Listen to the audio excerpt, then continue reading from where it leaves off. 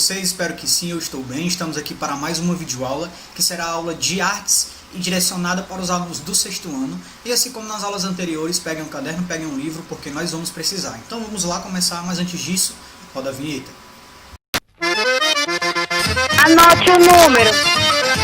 Então galera, hoje a gente está dando continuidade ao estudo do módulo 3. Lembrando que na aula passada, a gente começou o terceiro bimestre e a partir disso, claro, a gente recomeçou as atividades de artes, tá? Então a gente começou, claro, pelo módulo 1, que foi um módulo que a gente não concluiu, e a gente começou pelo capítulo 2, tá? Então na aula passada mesmo a gente já conseguiu concluir o capítulo 2 do módulo 1, e hoje a gente vai começar o capítulo 3, na verdade.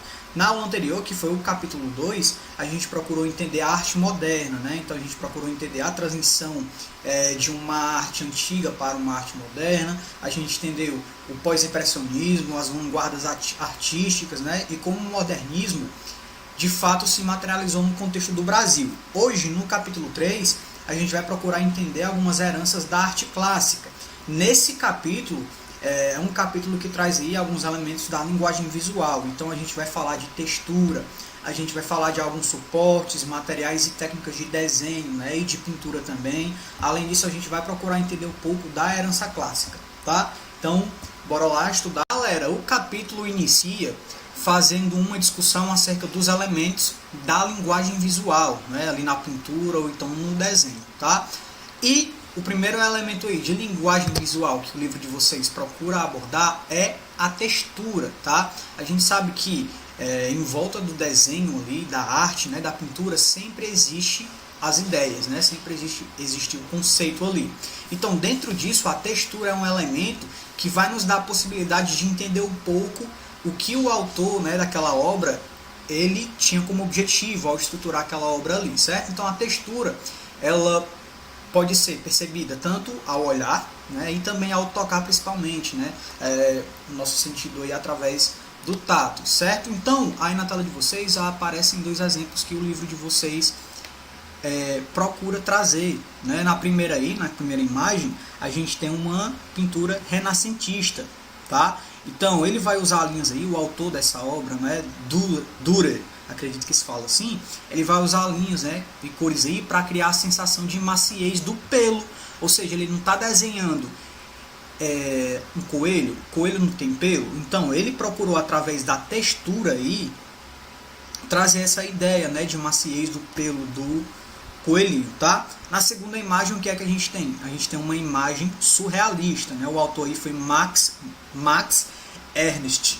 Então o objetivo dele foi criar uma imagem usando a textura de materiais diversos por meio de uma técnica chamada de frontage, que é uma técnica que consiste em colocar um papel sobre um material e esfregar a superfície com um lápis, copiando sua textura para criar imagens, certo? Então isso daí é como se a gente, aquela brincadeira que a gente faz quando é criança, a gente pega uma folha, embaixo da folha a gente coloca uma moedazinha de 25 centavos ou de 10 centavos e a gente pinta a folha, no local onde a moeda está embaixo. A partir disso a gente consegue pintar a moedinha, aparece lá o desenho da moedinha através dessa técnica aí, Então são exemplos interessantes aí para nos dar uma ideia do que a textura de fato vai trazer, como um elemento aí da linguagem visual, certo? Uma outra discussão interessante que o livro de vocês, que o capítulo 3 vai trazer, é a expressão plástica através do desenho. Nas aulas anteriores, lá em sala de aula, nas aulas presenciais, a partir do estudo do nosso capítulo 1, a gente entendeu que o desenho é uma forma de arte ali seca, em que a gente vai usar materiais secos, como por exemplo o lápis, não é isso? Então o desenho ele vai ter o objetivo aí de fazer algumas representações, tanto representações abstratas aí da imagem do próprio autor, o que ele tenta materializar ali para tentar passar o que ele está sentindo, por exemplo, ou o desenho pode aparecer como uma representação do real, tá? Então a partir disso, a partir da representação do real, a gente tem dois modos aí, a gente tem dois modelos entre aspas que já está aparecendo aí na tela de vocês, Então o primeiro aí, que no caso é uma forma de representar o que de fato é real, é o desenho de memória, né, que vai utilizar apenas as imagens que estão guardadas na lembrança. O desenho, como é que ele é feito? A partir do que está aí na tela de vocês, é feito após um período de atenta observação do modelo a ser tratado, ou seja, a gente não tem uma imagem de fato materializada na nossa frente, né? Por exemplo, a gente não está desenhando uma árvore que está à nossa frente, porém a gente pode guardar aquela imagem ali na nossa cabeça, a gente observa a árvore, né? Observa ali os seus detalhes, guarda na nossa memória e em um posterior momento, a partir do que está guardado na nossa memória, a gente tenta passar para o papel, certo? Então esse é o desenho de memória, o próprio nome já é bem sugestivo, né? A outra forma é o desenho de observação. O que é o desenho de observação, galera? Que está aí, vai criar, né, com a observação de algo, ou seja, a gente está observando algo, não é mais na memória não, a gente está vendo ali a árvore, por exemplo, né? Então o desenho ele vai ser estruturado a partir do desenvolvimento da percepção visual, analisando a forma, a luz, a sombra e os outros elementos aí. O que é que acontece? O que é que aqui está dizendo? Durante o ato desenhar, o que está sendo desenhado fica disponível para a observação. No desenho da memória, o que é que a gente tem? O objeto está disponível para a observação? Não. A gente só olhou em um momento, né? Em um posterior momento, no outro dia, na outra semana, a gente começa a materializar a partir do que está guardado na nossa cabeça. Agora, no desenho de observação, a gente está desenhando a partir do que está sendo visto ali na nossa frente, né? O próprio nome já está bem sugestivo também, desenho de observação, ou seja, a gente está tentando representar aquela figura real ali que está na nossa frente. Tranquilo? Fácil, né, gente? Suportes materiais e técnicas de desenho e pintura. Tá lá na página 37 de vocês, tá? Aqui o principal objetivo vai ser fazer uma discussão sobre os suportes em que a arte, de fato, está sendo construída, tá? Quando a gente fala em desenho, qual é o principal suporte que vem na cabeça da gente? A gente já estudou o desenho, né? Nesse instante, desenho é o quê? É uma representação de uma arte seca, né? Por exemplo, através do lápis. Qual é o principal suporte? Qual é o suporte que de fato é mais utilizado no desenho? É o papel, né? Então, a partir disso, a partir do papel, do nosso suporte ali, a gente constrói o nosso desenho, né? Com materiais secos aí, como um lápis. Quando a gente fala da pintura, galera, qual é o principal suporte da pintura? Que geralmente a gente percebe, né? A pintura a gente sabe que são materiais geralmente não secos, né? Molhados, como por exemplo tinta, né? Então, quando a gente pensa em pintura, a gente já pensa no quê? No quadro, né? Nas grandes obras artísticas aí a partir de pintura de quadros, né? Então, os quadros são as telas, né? No caso, as telas são os suportes da pintura, tá? Então, a técnica, né, utilizada ali para a estruturação da pintura vai depender também da tinta que está sendo usada, né, do pigmento ali, e vai também depender do suporte da tela em que de fato aquela pintura está sendo construída, tá? Então aí na tela de vocês também já está aparecendo um resuminho, né, dessas técnicas de pintura que estão diretamente relacionadas ao suporte e ao tipo de tinta, por exemplo. Qual é a primeira que está aparecendo aí? Pintura a óleo, né? Qual é o suporte da pintura a óleo? Geralmente é a tela, né? Os aglutinantes. Quando a gente fala em aglutinante, a gente está falando da substância que é usada na fabricação da tinta, né? Que vai funcionar aí como uma cola que vai fixar as partículas de pigmento no suporte. Então a gente está falando da tinta. Quando a gente fala aglutinante, de forma bem objetiva, a gente fala em tinta, certo? Então, o suporte aí para pintura a óleo, geralmente é a tela, né, em que a tinta vai ser a base ali do óleo. Vai ser a base de óleo, no caso, certo? Então, a tinta ela vai ser, o próprio nome já é bem sugestivo, a tinta ela vai ser ali, mas com uma característica mais oleosa, né? Por isso que o nome é pintura a óleo, certo? A outra forma aí, gente, é a pintura acrílica. O suporte também geralmente é a tela, né? E o aglutinante geralmente são a base de resinas sintéticas, né? Resina é um material de fato sintético, né? Como o próprio nome já está sugerindo aí, certo?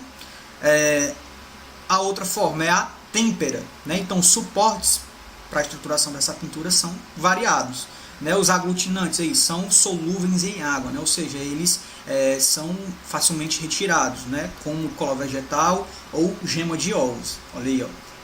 uma técnica diferente, né, galera? Um tanto quanto curiosa, né? Usar gema de ovo para estruturar uma pintura, né? Para construir uma arte.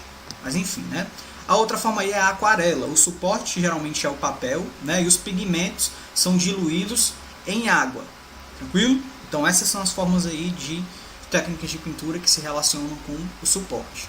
Uma outra discussão bem interessante do livro de vocês, no caso desse capítulo, é que, claro, o principal objetivo do capítulo é fazer uma discussão acerca da herança cultural clássica no contexto atual, tá? Então, para isso aí na tela de vocês já está aparecendo uma linha do tempo dessa herança cultural clássica aí.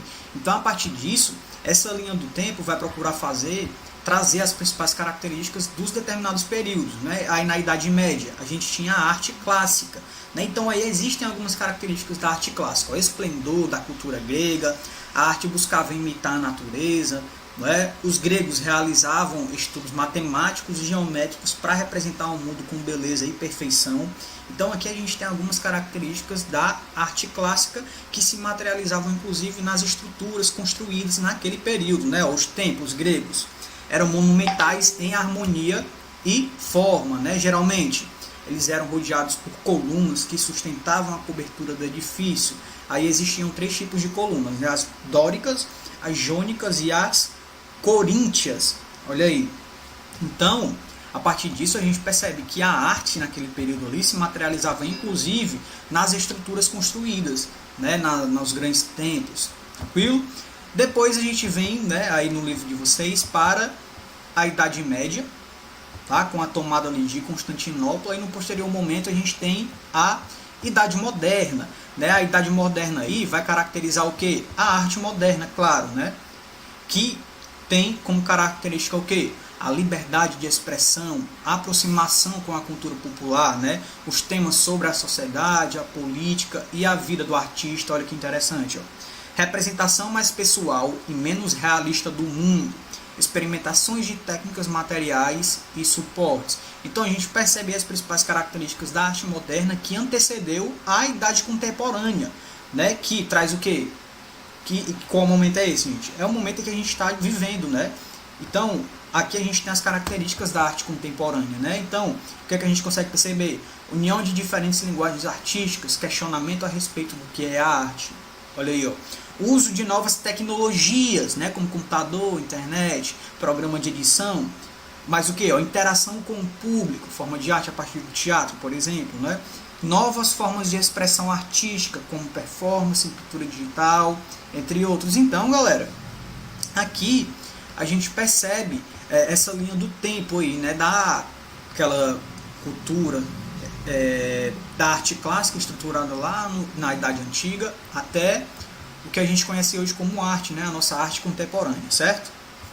Por hoje é isso, galera. A gente encerra nossa aula por aqui. Eu espero que vocês tenham entendido. É um conteúdo tranquilo, né? Porém, caso não tenham entendido, entrem em contato comigo pelas redes sociais. A gente tem o nosso Google Meet, onde a gente pode tirar as dúvidas que porventura surgirem e a gente pode ampliar as discussões também, certo? Então é isso. Até a próxima aula. Continue estudando e um forte abraço. Valeu!